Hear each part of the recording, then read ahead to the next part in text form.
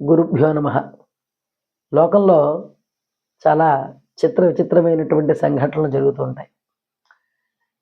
మనకి చమత్కార శ్లోకం ఒకటున్నది.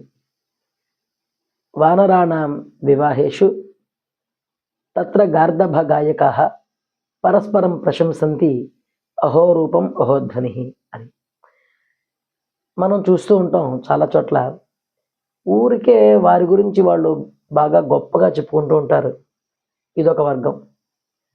రెండొక వర్గం ఏమిటి అంటే పరుల్ని కీర్తిస్తూ ఉంటారు.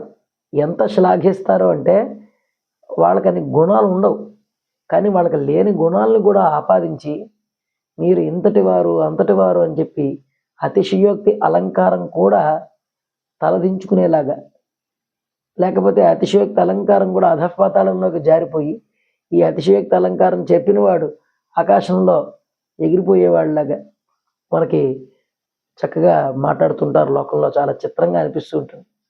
ఈ శ్లోకం యొక్క అర్థం ఏమిటి అంటే ఈ పరస్పరంగా ఉండేటువంటి వర్గం కూడా ఉంటుంది. వాళ్ళు ఒకవేళ ఎదురు పడితే ఆ సన్నివేశంలో ఈ శ్లోకం చాలా సముచితంగా ఉంటుంది అని. ఏమిటి ఆ శ్లోకార్థం ఏమిటి అంటే వానరాణాం వివాహిషు. ఒక వానరులకి వివాహం అవుతుంది, అంటే కోతులకి పెళ్ళి అవుతుంది. కోతులకి పెళ్ళవుతూ ఉంటే తత్ర గార్ధభ గాయకాః, అక్కడ గాయకులు ఎవరు అన్నారు. గాడిదలు గాయకులు అంటే పాటలు పాడుతున్నాయి. గాడిదలు పాడుతూ ఉండగా ఈ గాడిదలు అన్నాయిట, ఆహా ఈ కోతులు ఎంత అందంగా ఉన్నాయి, అహోరూపం అహోరూపం అని చెప్పి కీర్తిస్తున్నాయిట, శ్లాఘిస్తున్నాయి. అబ్బా అబ్బా ఎంత గొప్పగా ఉన్నారు, ఎంత అందంగా ఉన్నారు అని వీళ్ళు అంటున్నారట. ఎవరు? గాడిదలు అంటుంటే ఈ కోతులు అన్నాయిట అహోధ్వని అన్నాయిట. అంటే వీళ్ళేమో గాడిదలు అహోరూపం అహోరూపం ఎంత బాగున్నారు, ఎంత అందంగా ఉన్నారు అని వీళ్ళు కీర్తిస్తుంటే ఈ కోతులేమో అహోధ్వని అహోధ్వని ఎంత బాగున్నాయండి మీ పాటలని. గాడిదల తాలూకా స్వరం, గాడిదల తాలూకా గానం ఎలా ఉంటుందో అందరికీ తెలుసు కదా. కానీ పరస్పరం ప్రశంసంతి అహోరూపం అహోధ్వని అని.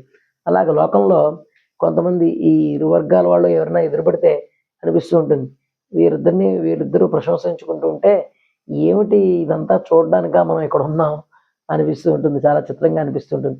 అలాంటి సందర్భం మీకు కూడా ఎక్కడైనా ఎదురైతే దాని గురించి కూడా ఇక్కడ ఒకసారి ముచ్చటించుకోండి.